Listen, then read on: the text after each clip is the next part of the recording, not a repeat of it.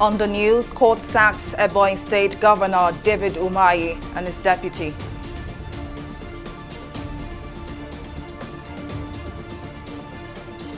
Family of murdered 22-year-old Bamishi demand justice.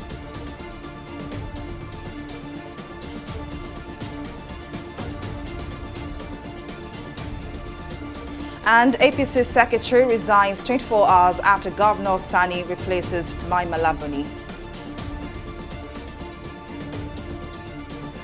We're glad to have you join us to News Now. I am Folashade Ogurinde. Justice Inyang Ekwo of the Federal High Court in Abuja has ordered Governor of Ebonyi State David Umahi and his deputy Eric Kelechi Igwe to vacate their seats as a sitting governor and deputy respectively. The order comes on grounds that the People's Democratic Party, PDP, won the election in March 2019 and not its candidate. The court held that the total number of 393,042 votes Umahi secured at the March 9, 2019 Ebonyi State governorship election belonged to the PDP, hence could not be legally transferred to the APC. The court also noted that both Umahi and Igwe's defection to the APC not only threw out the PDP but also the votes that belonged to the party. Meanwhile, Governor of Ebonyi State, David Umahi, has described as jungle justice the judgment delivered by Justice Inyang Ekwo of the Federal High Court in Abuja. The governor noted that the court lacks the powers to remove him as governor, as is covered by immunity clause which protects him from any form of litigation that is not pre-election and tribunal matter. He also urged the people of the state to remain calm as he was sure of caution the ruling at the appeal court. Joining me to discuss this further is Judy Ogill, Public Affairs Analyst. Thank you very much for joining us. So the court, through its judgment, has said Governor Umahi and his deputy cannot transfer the mandate of the PDP to the APC. What do you make of this judgment?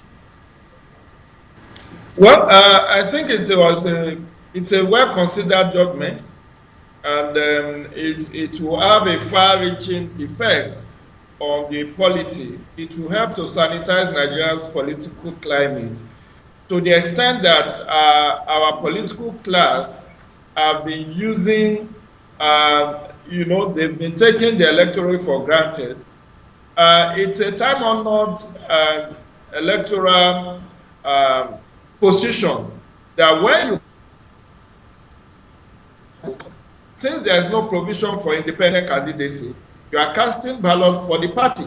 That was why, in the case of Rotimi Amechi and Celestine Omeha, despite the fact that Rotimi Amechi was not on the ballot, the Supreme Court said Rotimi Amechi should be sworn in because the vote that was cast in 2007 for PDP belongs to PDP and not to Celestine Omeya or to Rotimi Amechi. The same thing happened in Kogi State, where after the death of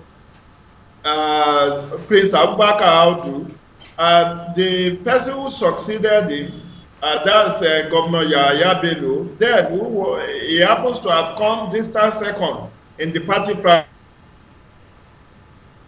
Because rule that the vote of Prince Abubakar Audu was not buried with him, because when people cast ballot, they are casting that ballot for political party and not for the candidate. So this is a time-honored legal position, and that is what Justice echoed today.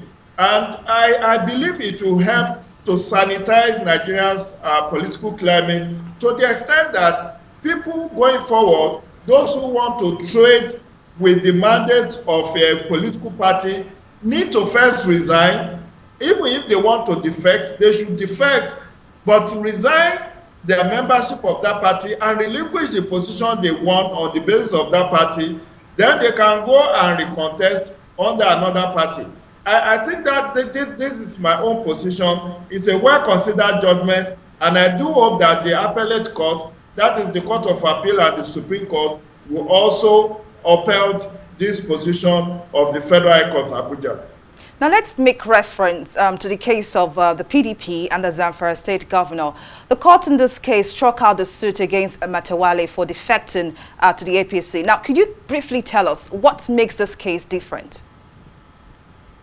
Well, you know, in every case is unique to the extent of you need to know on what are the prayers of the legal team in Ebonyi case, for instance, and in the case of Matawale versus PDP in Zamfara State, and whether the briefs were filed out of time. So when a case is struck out, you need to understand whether it was struck out on the basis of technicalities or whether it was struck out on the basis of lack of jurisdiction, issue of you know, maybe you file it out of time. Those are technicalities. But the case in Abuja, the case of Ebonyi State Governor, was decided on its merit.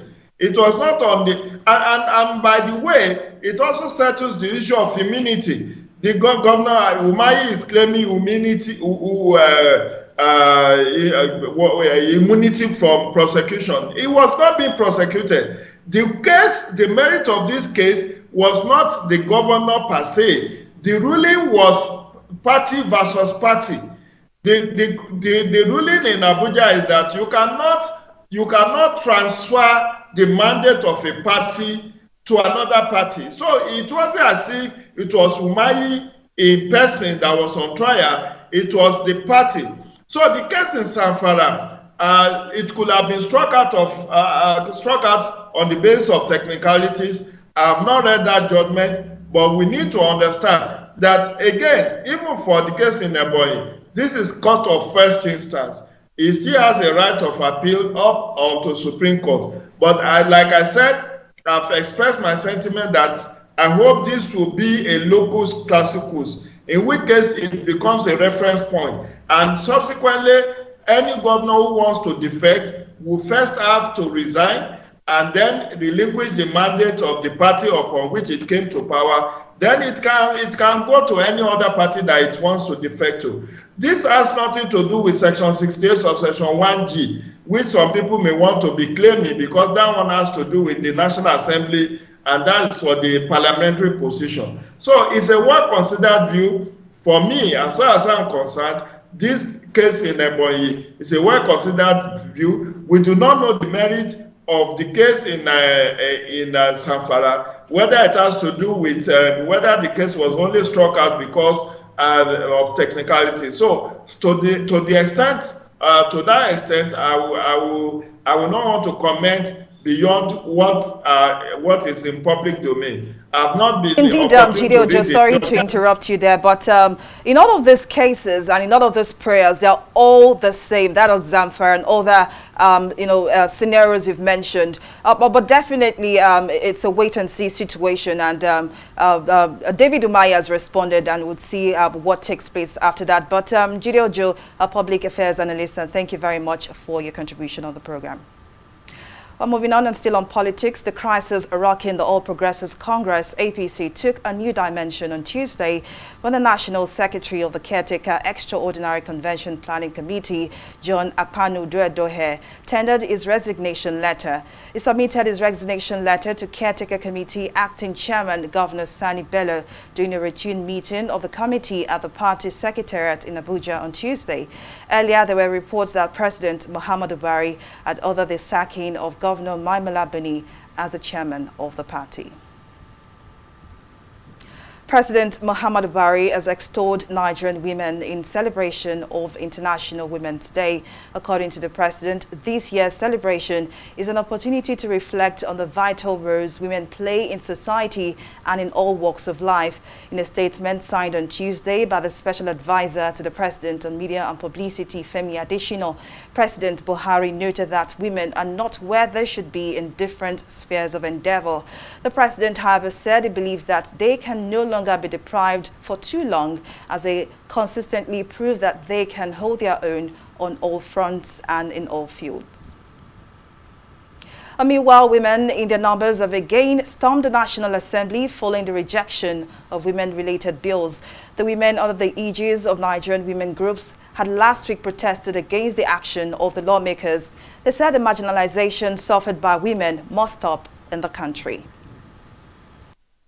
We are protesting, but it's symbolic, right? But we need to go beyond that. We need to ensure that we are putting women into office. Enough of coming out every day. We are protesting to people who absolutely do not care, who have shown us repeatedly that they do not have regards for us. It is time for women. We need competent women in offices, and we must ensure that we put women in the legislative arm of government, and that's what we need to do. We enter market, women are down, nobody to help them. Even to see 20,000 for their business, those who are selling okra and pepper, it's not easy for them.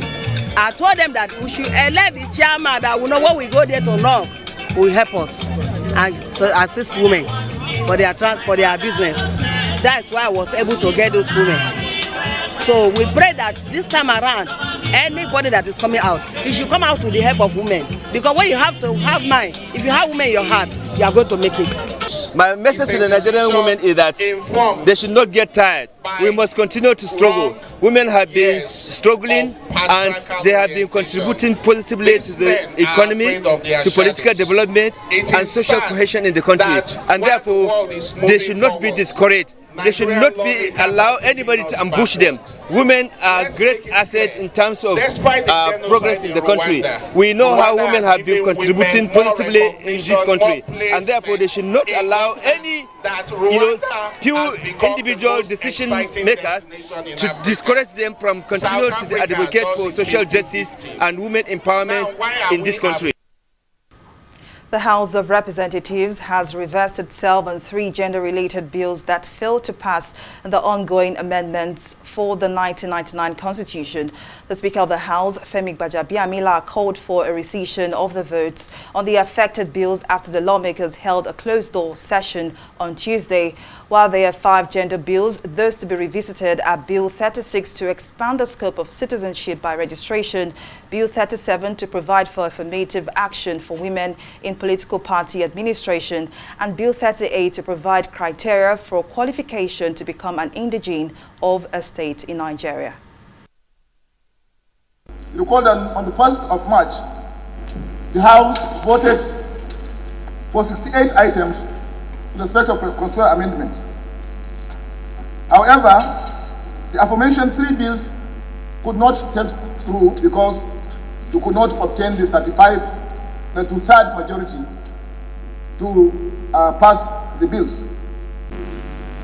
There are issues arising therefrom, and the House, in its wisdom, has decided to take a course of action. And after the rescission, release them on the next set of amendments coming up. I believe, Deputy Speaker, in the next 4 weeks, within the next 4 weeks, they will come up again for voting. But the important thing is that we rescind 3 of those decisions. Well, still on legislative matters, President of the Senate, Hamad Lawan, has said that the ruling by the Federal High Court in Abuja would stop the National Assembly from amending the Electoral Act. The court, in a ruling delivered on Monday by Inyang Ekwo on an ex parte application by the People's Democratic Party, barred President Muhammadu Buhari, the Attorney General of the Federation, and the Senate President from tampering with the newly amended Electoral Act 2022. The court maintained that the Electoral Act, having become a valid law, could not be altered without following the due process of the law. However, the Senate President, while reacting to the ruling by the Federal High Court, said the same violated the provisions of the 1999 Constitution on separation of powers. The Constitution of the Federal Republic of Nigeria, our governance system, is based on the presidential system of government, where there's clear-cut separation of powers and I mean separation and exercise of powers. The judiciary, under no circumstance, can stop the legislature, the National Assembly, from performing its legislative duties. We know what our due processes are. So just like we wouldn't venture into what the judiciary does, the judiciary should understand that we have our processes. If the president writes to the National Assembly to request for an amendment, that is within his competence. Cannot stop us from making laws. The problem with the letter the president sent was that there was a part of it that interpreted the law. And I think that is the only part that the court can act on, because he said that the law we made is ultraviolate the Constitution, which is not his responsibility.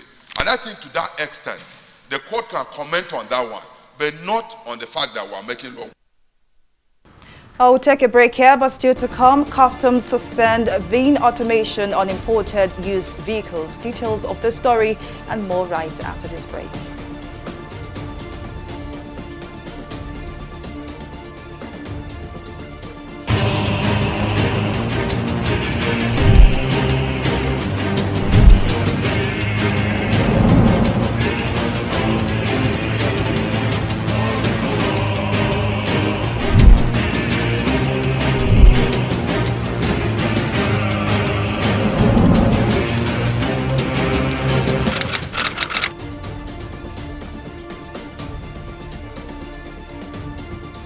Welcome back. Now here is a recap of some of our top stories tonight.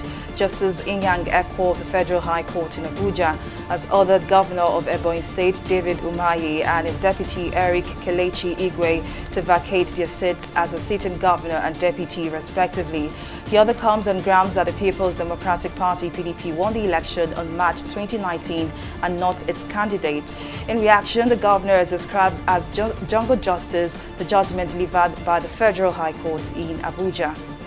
We also told you that the crisis rocking the All Progressives Congress (APC) took a new dimension on Tuesday when the National Secretary of the Caretaker Extraordinary Convention Planning Committee, John Apanu Duedehe, tendered in his resignation letter. He submitted his resignation letter to Caretaker Committee Acting Chairman Governor Sani Bello during a routine meeting of the committee at the party secretariat in Abuja on Tuesday. When in case you missed any of our news bulletin or for more updates, do log onto our website on www.tv360nigeria.com. You can also follow us on our social media platforms on Twitter, Instagram, YouTube and Google Plus at TV360 Nigeria. On Facebook, we are TV360 Online.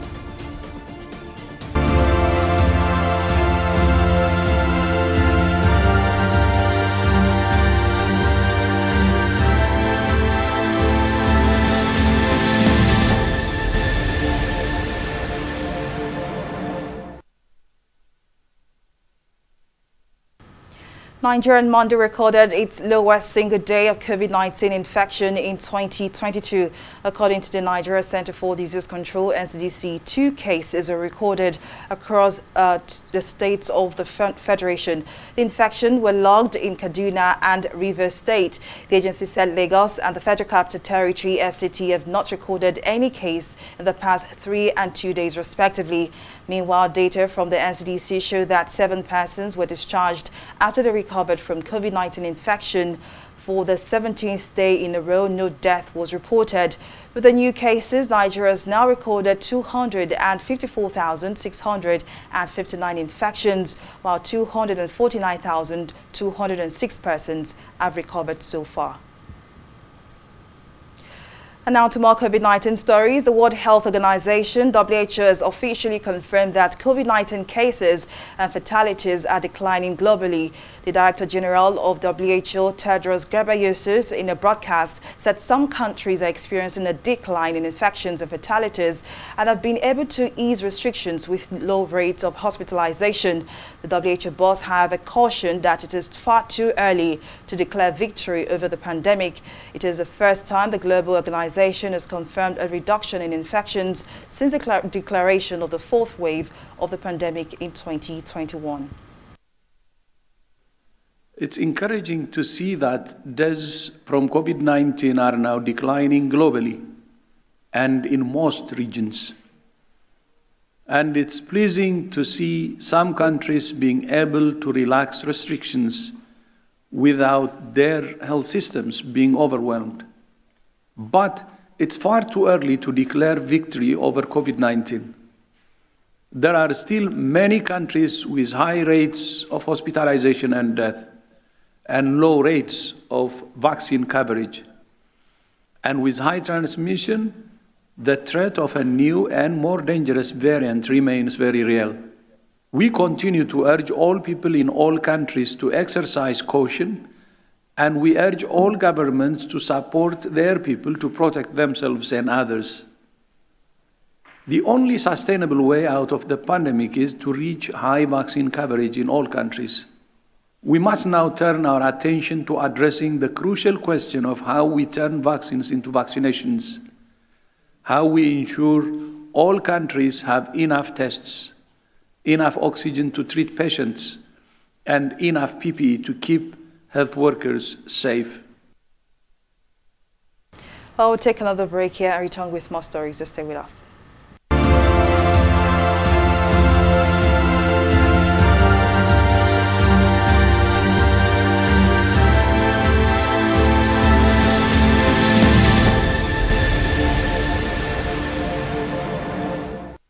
In the last 3 years, we have built a multi-purpose center, which is the envy of all in our constituency. And I can tell you that the people who are living there are already enjoying it. Guy, do you think what this man just said is true? See, I seriously doubt. I'm sure it's one of those their silly lies. And wait, do you know there's a way to find out if these things he's saying is true or not? This is the Construct app. It gives people like us a sure way to track implementation of constituency projects. It gives valid and verified information on location of projects, amounts allocated, amount funded, the level of job done, and even the profiles of concerned legislators. You and I can post directly on this app. Are you serious? This is the Go-To app if you want to know how our Commonwealth is being expanded by the government. Wow. Let's even see if what this man said is true. Show me. The Construct app is developed by Other People Nigeria with support from USAID and is available on both Google Play Store and Apple Store. And it's true. Of course, I told you. Opinions are free, facts are sacred, but truth is universal. How, in practical terms, can we, for instance, de-escalate the tension? President must see himself as the President of the Federal Republic. We know where the enemy is. 3 places. The Lake Chad Basin, the border area between Nigeria and Cameroon, and then the Sambisa Forest. On TV360, we give you a complete dose of everything. Opinion, facts, and undiluted truth. I hardly believe what politicians are saying in this part of the world. A new Nigeria is possible, a future is possible. We delve into the issues, dissect it so that you can understand it, use it to take action. I don't think there's any need for any governor to look for grant for ranching. TV360, dissecting the issues.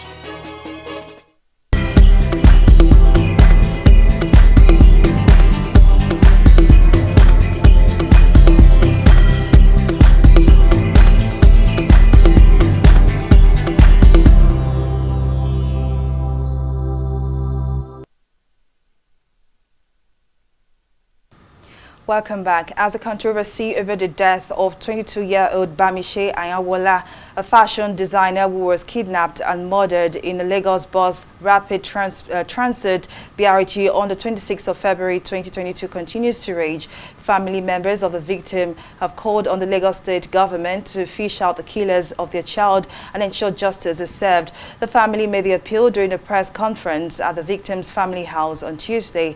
At the conference, family members of the victim explained that efforts to locate the whereabouts of Bamishi met a brick wall at the police station they reported the case to initially refused to act swiftly. Our correspondent, Mojisola Matomi, has the details in this report.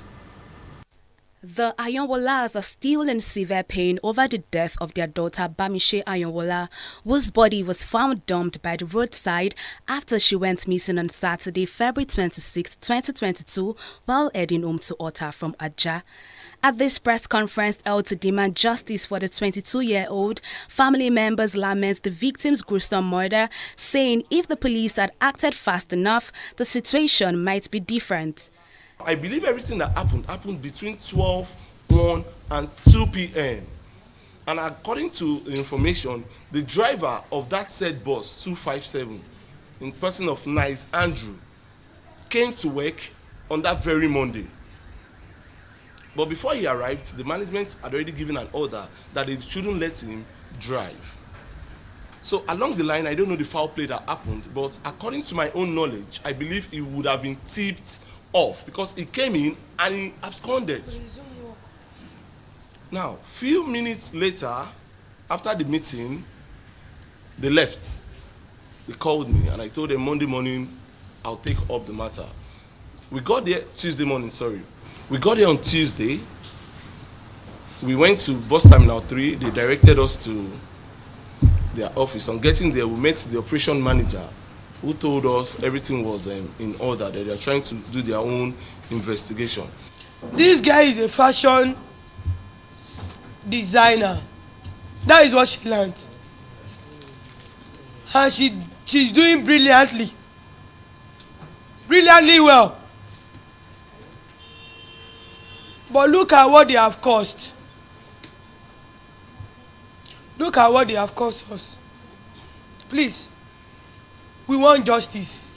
At the family house of the victim, the situation is not any different as the family members continue to express grief at the unexpected occurrence. Resigning to fate, Bamishi's family members plead with the Lagos state government to leave no stone unturned in ensuring justice is served. What I want is justice, true judgment that won't be manipulated. The government should please help in ensuring true justice. How can they be killing somebody every day in this country? I want someone to do something about it. Our sister that just died. How can somebody be inside the vehicle and government vehicle? We are hearing that unfortunately they're now using to do kidnapping, which is very bad. We want someone to do something about this. Meanwhile, since the news of the unfortunate incident broke on the internet, social media has gone agog with #Justice for Bamishi leading the trends. Some concerned members of the public also threatened to storm the Gani Fayomi Park in Ojota, Lagos, calling for the boycott of the BRT buses, all to the demand of justice for the victim. To avoid a breakdown of law and order, the Lagos Police Command deployed security personnel, scores of patrol vans, Black Marias at the proposed protest venue. The planned protest also sparked fears of supposed attacks on BRT buses and their drivers, which led to the absence of buses on the road and empty BRT terminals across the state. Mojisola Matomi, TV360 Lagos. Well, Bisola Adebayo is on standby to bring us the latest in the world of business. Over to you, Bisola. Thank you very much, Folashade. Welcome to Business News. The federal government, through the Nigeria Customs Service, has announced a 31-day suspension of the controversial electronic valuation system for imported vehicles, also known as Vehicle Identification Number Valuation. The announcement comes over 2 weeks after Clearing Agents Association at Lagos Ports embarked on an indefinite strike action over what they described as frustration occasioned by the implementation of the e-valuation system by the Customs. However, announcing the new decision, the National Public Relations Officer of the service, Timi Bomodi, explained that the agency suspended the policy for 31 days to allow for clearance for vehicles trapped in the ports. Importers and agents are also warned to ensure the uniform application of rebates for all vehicles using the correct values for their assessments. Well, we'll take a break now and return with a review of the stock market.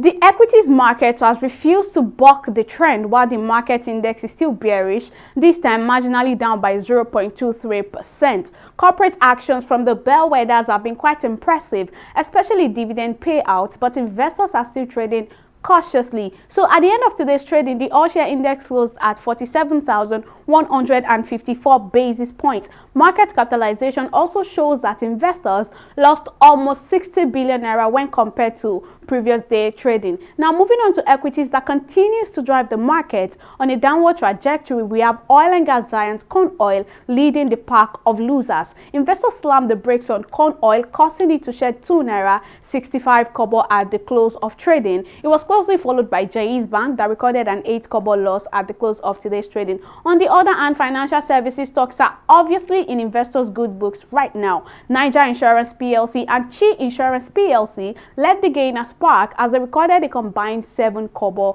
gains. Our market summary sees a total volume of 754 million units of shares valued at 3.6 billion naira, exchanging hands in 4,330 deals. Well, the market has been losing since last week actually due to skepticism by investors. Now, this is not a major warning for equities as technical still shows some positive signals. So all we have to do now is patiently wait until the bull takes charge of the market again. Moving on to the foreign scene, the FTSE, the Dow Jones and the Nikkei. London's FTSE recouped early losses to trade higher on Tuesday, aided by gains in financial stocks. The Dow Jones unfortunately reversed lower on Tuesday, looking to rebound from Monday's stock market dive as market reacts to reports that President Joe Biden is set to ban U.S. imports of Russian energy. In the same vein, Japan stocks Nikkei is also trading in the negative as it recorded 1.71% decline at the close of trading. That's all on stock market report. Over to you, Folashade, for the rest of the news. Now on the foreign scene, Russian Deputy Prime Minister Alexander Novak has warned that a Western ban on Russian oil imports could result in oil prices more than doubling to about $300 per barrel and prompt the closure of the main gas pipeline from Russia to Germany. In a televised statement, Novak noted that the rejection of Russian oil could lead to catastrophic consequences for the global market. The warning came as the United States sought to increase pressure on Moscow over its invasion of Ukraine, said Washington and its European allies were considering banning Russian oil imports. And now the sporting scene, Super Falcons coach Randy Waldrum has been offered a 2-year deal by the Nigerian Football Federation. Waldrum was appointed as coach by the NFF in May 2020, qualified for another spot at the Women's Africa Cup of Nations in Morocco later this year, defeating West African rivals Ghana and Ivory Coast in the qualifying series. And that's the size of our news bulletin. Many thanks for watching. I am Folashade Ogurinde. Bye for now.